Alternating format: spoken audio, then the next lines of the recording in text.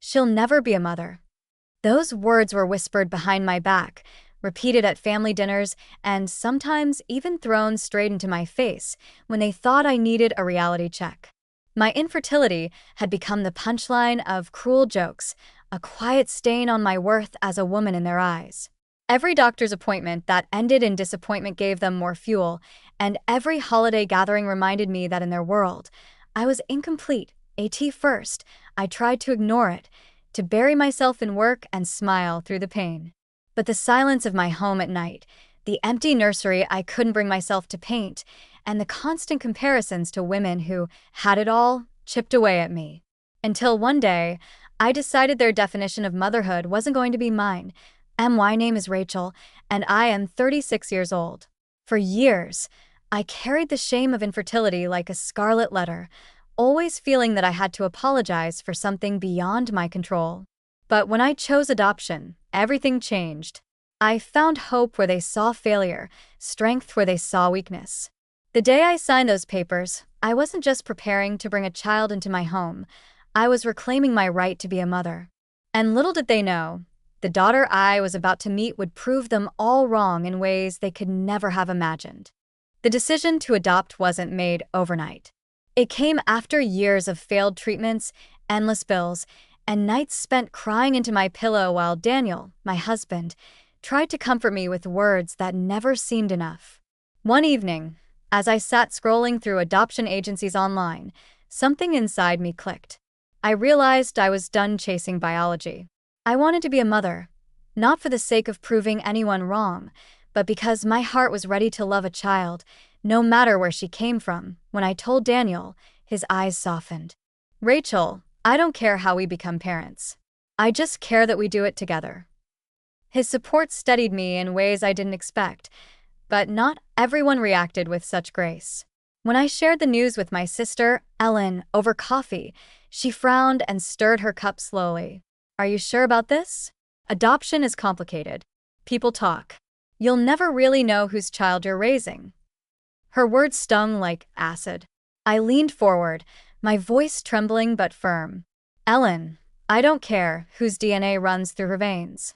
She'll be my daughter. That's all that matters. Ellen shook her head, sighing. You're setting yourself up for disappointment. Mom and Dad won't take this seriously either. They think adoption is just giving up. For a moment, I wanted to cry. Instead, I straightened my shoulders. Then they'll just have to learn that love, not blood, makes a family. That was the first time I said it out loud, and the first time I truly believed it. Telling my parents was harder than telling anyone else. I invited them over for dinner, hoping the warm meal and familiar setting would soften the news. I served roast chicken and vegetables, trying to keep my hands from shaking as I poured the wine. Halfway through the meal, I cleared my throat. Mom, Dad, Daniel, and I have decided to adopt. We've started the paperwork. My mother's fork froze halfway to her mouth. She set it down slowly, her eyes narrowing. Adopt? Rachel, that's not the same as having your own child. My father leaned back in his chair, lips pressed tight. It's a desperate choice. You're just proving everyone right that you couldn't do it the natural way. The words hit harder than I expected. For years I had dreaded hearing those exact sentiments, and now they were being spoken without hesitation, as if my pain was some kind of personal failure. Daniel's voice cut in, calm but sharp. With all due respect, this isn't about proving anything. We want a child, and adoption is our path forward. But my mother wasn't done. And what will people say? That we have some stranger's blood in our family? Rachel, you'll never truly be a mother that way. I gripped my glass tightly, my voice shaking. You don't get to decide who I am as a mother. My child will be mine, whether you choose to see her that way or not.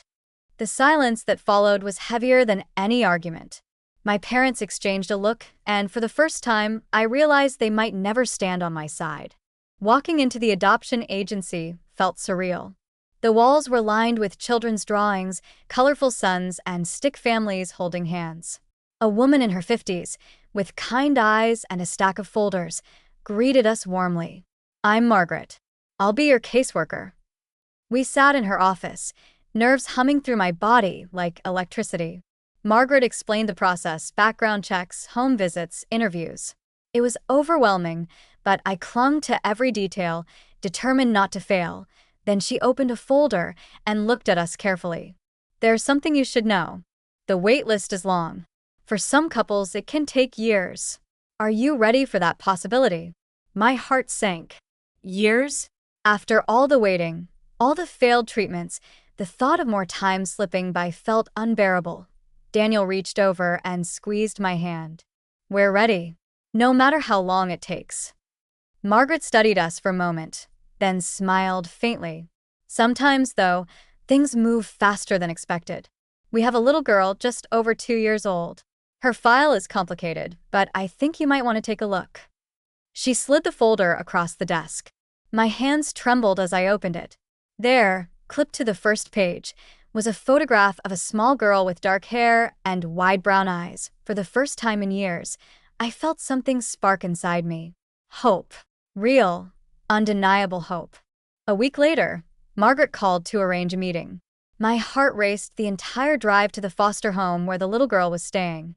The walls of the house were painted a faded yellow, and the scent of baked bread drifted from the kitchen as the foster mother welcomed us in. And then I saw her. She was sitting cross-legged on the carpet, clutching a worn stuffed rabbit. Her big brown eyes lifted toward us, cautious but curious.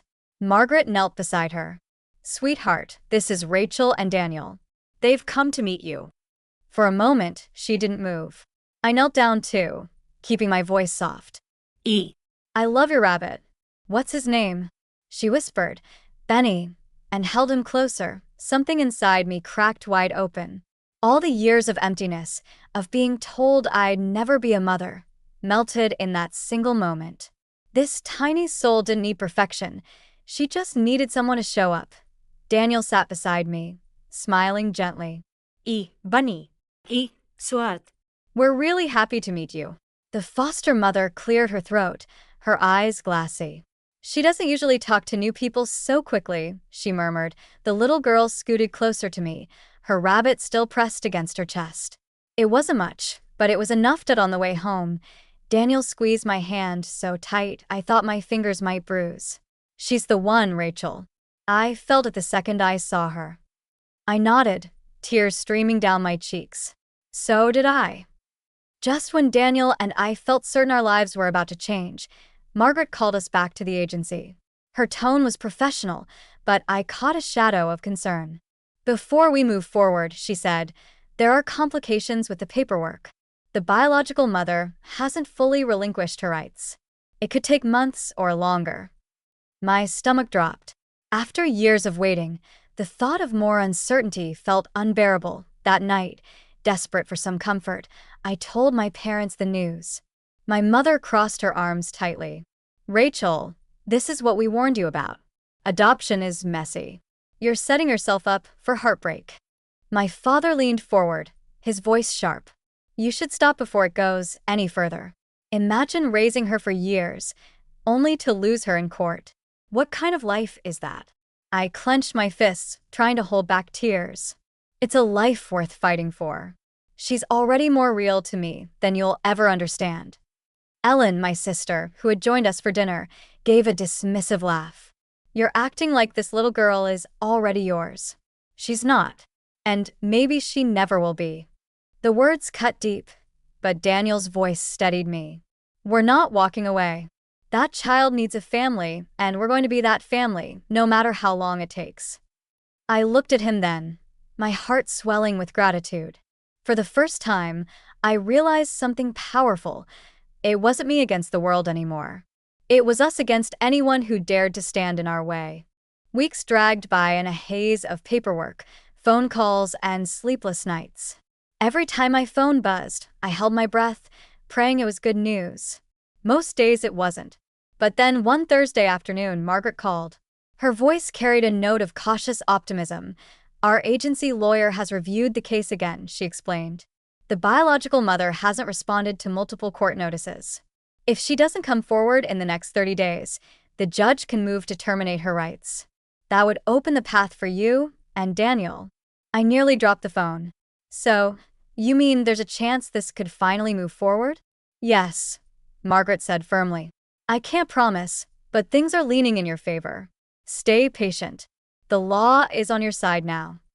When I told Daniel, he swept me into his arms and spun me around, laughing for the first time in weeks. Rachel, this is it. We just have to hold on a little longer. That night, as I stood in the half-painted nursery, I ran my fingers over the crib rail we had set up. For the first time, the room didn't feel like a fragile dream.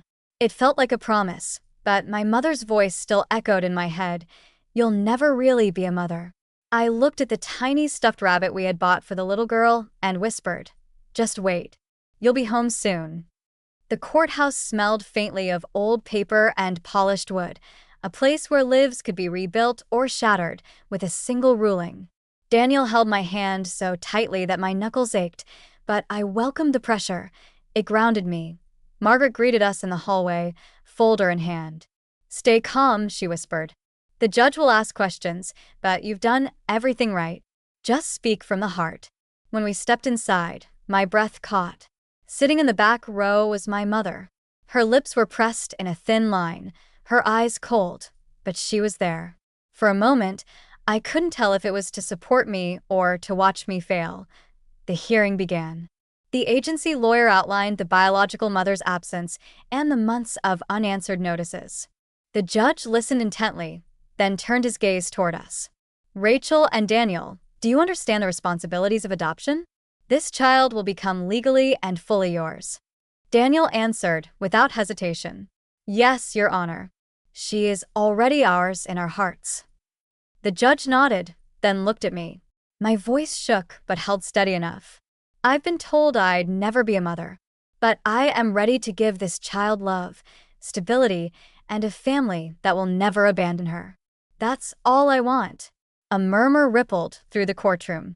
I glanced at my mother. For the first time in years, she looked unsure of herself, her eyes glistening as if my words had cracked something inside her. The judge leaned back, his expression unreadable. I'll review the final paperwork. We will reconvene in 30 days for my decision. Relief and dread collided in my chest. 30 more days. 30 more nights of waiting. 30 days felt like 30 years. Every sunrise carried the same question. Would she be ours, or would the system take her away? On the morning of the hearing, I barely ate. My stomach twisted with fear, my hands trembling as Daniel and I walked once more into the courthouse. The judge entered, his robe swaying as he took his seat. The room fell silent. Margaret smiled at us encouragingly, but I could barely breathe. The judge shuffled papers, cleared his throat, and began. The biological mother has failed to appear in court or respond to notices. The court recognizes her lack of participation as abandonment. My heart pounded so loudly I could hardly hear the rest. Then the words I had been praying for finally came. I hereby grant the adoption of this child to Rachel and Daniel Walker. The gavel struck. Final. Irreversible. Our daughter was ours.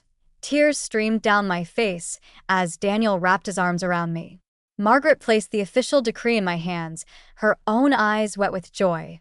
But as I turned to leave, I saw my mother standing again in the back row. She looked smaller than I had ever seen her, her proud shoulders slumped. For a moment, our eyes locked, and she whispered, almost too softly to hear. I was wrong. It wasn't an apology, not fully. But it was something. As we stepped out into the sunlight, adoption papers clutched against my chest, I realized the world had changed. I wasn't a woman chasing motherhood anymore. I was a mother. The first night we brought our daughter home, I sat in the nursery long after she had fallen asleep. The soft glow of the nightlight painted her tiny face in golden warmth, and with every breath she took, I felt my own heart steady.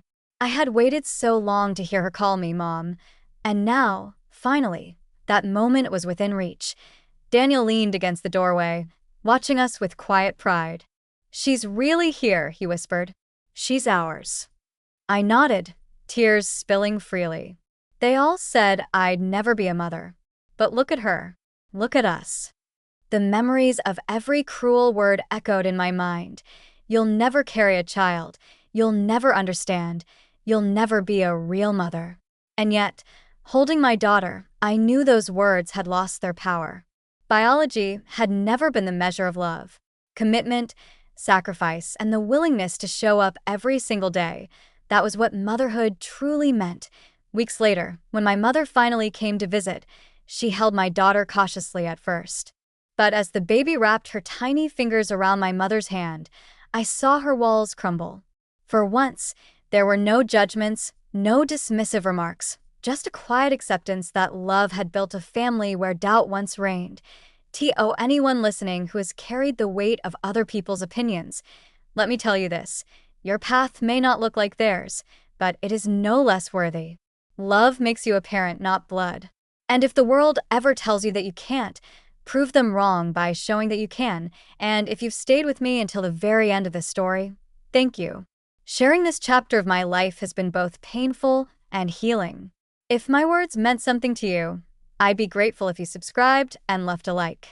It helps me keep telling these stories, and maybe one day, it will reach someone who needs to hear they are not alone.